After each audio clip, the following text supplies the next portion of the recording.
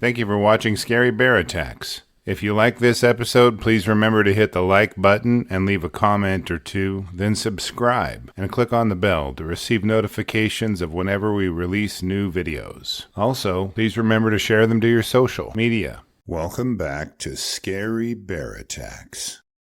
Today's episode takes us deep into the rugged, untamed expanses of one of the most difficult environments in the world, the baking, arid mountains of central Arizona. The red clay and sandstone layers of rock and soil create a colorful tapestry that only Mother Nature could paint. Steep spires of jagged rock jut above the sagebrush ocean like the teeth of a land so hostile it cannot hide its brutality. Like pews in a church of hardship, plateaus fold, creating canyons with sides too steep to scale, like a trap set for naive wayfarers. The animals here are as unflinching as the land they pull their living from. Predators like coyotes, cougars, black bears, and up until the last 100 years, grizzly bears roamed. As the satellite view demonstrates, this area doesn't spring to mind when I think of grizzly bear country. But before they were eradicated, grizzly bears served an important niche in the ecology. The region around Oak Creek in the late 19th century was wild and largely unsettled. Rugged terrain, dense stands of native pines and oaks, and meandering waterways defined the landscape. Settlers like Richard Wilson ventured into these lands, driven by dreams of prosperity and adventure. Yet the inherent dangers of the frontier often exacted a steep price. The climate in these areas was characterized by hot, dry summers and bitter winters, a pattern that not only shaped the daily lives of the pioneers, but also the behavior of the formidable wildlife that roamed the region. In forests of ponderosa pine, oak, and juniper trees, the canyons lined with manzanita, sagebrush, and wild rosin, these massive predators somehow found enough food to not only survive, but thrive here. At the heart of today's account is Richard Wilson, a man emblematic of the rugged pioneer spirit that drove so many to brave the American frontier. He was born and raised in Arkansas and worked as an assistant to a gold miner in Oak Creek Canyon. His boss was Jim Thompson, who was working on building a second cabin in Indian Gardens, an area now known as Sedona, while his wife and children lived in the one he built near his gold mine. Now, Jim had some pending business to attend to in Prescott and had asked Wilson to watch over his family each night. Wilson agreed to tend his boss's family while he was gone and would make the trip on horseback each day. Wilson had seen the tracks of an enormous grizzly while performing his work duties, and he'd always enjoyed hunting bears. Wilson had had a bit of bad luck in one way lately. He had recently damaged one of the most important tools he had in his possession, his bear hunting rifle.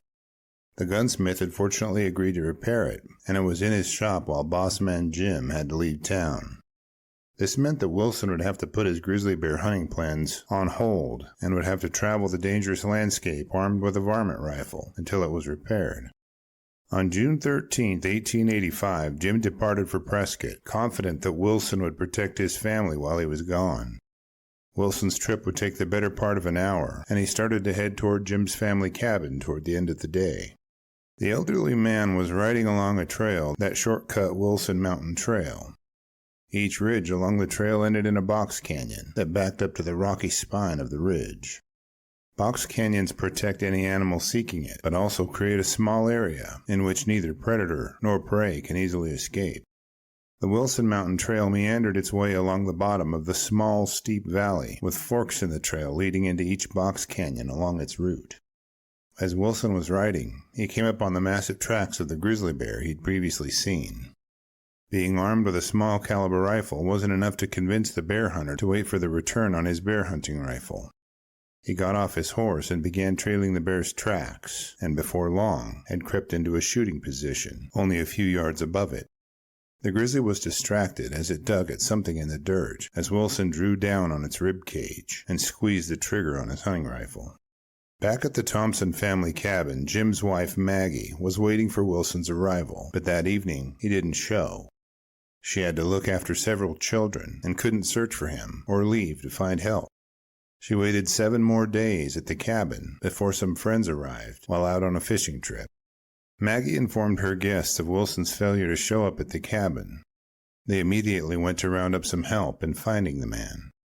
As the search party rode near Grizzly Bridge, they found the answer to all of their questions, and the track evidence told the story. The searchers could see that Wilson had fired his rifle at the bear and wounded it. The bear sought shelter in one of the box canyons, and Wilson trailed it, hoping for a better shot. At an incline on the trail, the grizzly ambushed Wilson from close range. Wilson knew he had to escape the vengeful bear and pulled himself into a tree, almost far enough, almost. The giant grizzly ran up to the base of the tree Wilson had climbed. It was just tall enough to reach its jaws up into the tree and bite onto his foot before he could pull it out of its range. Wilson was now at the mercy of the grizzly, and it didn't have much. The searchers couldn't tell if the bear had bit off half of Wilson's face or knocked it off with a swat, but either way, the bear left after removing it. Incredibly, Wilson either never lost consciousness or regained it after the bear had departed. The hot Arizona sun was just as merciless on the man as the grizzly as he sought to quench his thirst and wet his parched throat. Crawling to a nearby puddle, Wilson struggled to consume enough to save his life before losing consciousness. The searchers could see his dead body laying near the puddle with his face completely submerged in its water. He had lost consciousness while drinking and had drowned. The big old sow grizzly's cubs were still near Wilson's corpse. 15 years after Wilson's fatal grizzly attack, one of the Thompson boys, Frank, was hunting along the upper elevations of Wilson Mountain. He stumbled upon a sight that would bring Wilson's story full circle. The skeletal remains of an enormous grizzly bear were discovered and brought closure to what had happened to the grizzly that had killed Wilson. It turned out the bear hunter had killed the bear, albeit too late to prevent it from taking his life. In the mid-1800s, grizzly bears were abundant through much of the western United States. These massive predators were not only symbols of wilderness, but also formidable adversaries for the pioneers. Although contemporary numbers have dwindled due to habitat loss and human encroachment, in 1885, grizzlies were a constant and potential presence in the frontier territories. Grizzly bears, particularly females with cubs, are known for their aggressive defense of their young. When injured, the combination of pain, fear, and maternal protectiveness can lead to an escalation in aggression, a behavioral pattern that appears to have been a critical factor in Wilson's fatal encounter. The wounded bear, rather than retreating, became a relentless force in the narrow confines of a box canyon where escape was impossible. The sow grizzly was motivated by several factors when it killed Wilson. First of all, maternal instincts to protect her cubs were compounded by the fact that Wilson had wounded her. Grizzlies in particular are known to turn the tables on their hunters when wounded, and mother bears are fierce toward any threat to their cubs. Speaking of cubs, our Cub Tier membership on Patreon, linked below, will give you ad-free early access to our episodes, and the $3 per month goes a long way in helping me continue to produce educational and entertaining content like this. After reviewing the facts surrounding this episode, I'm left with a few questions for you. Do you think Wilson knew the sow had cubs when he fired on her initially? Did the sow round up her cubs before dying at the top of the mountain? Would Wilson have survived if he hadn't lost consciousness while drinking from the puddle?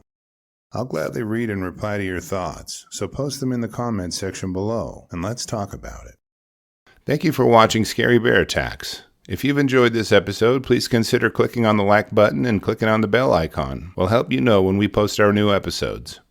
Posting our video links to your social media profiles furthers awareness, and it's fun.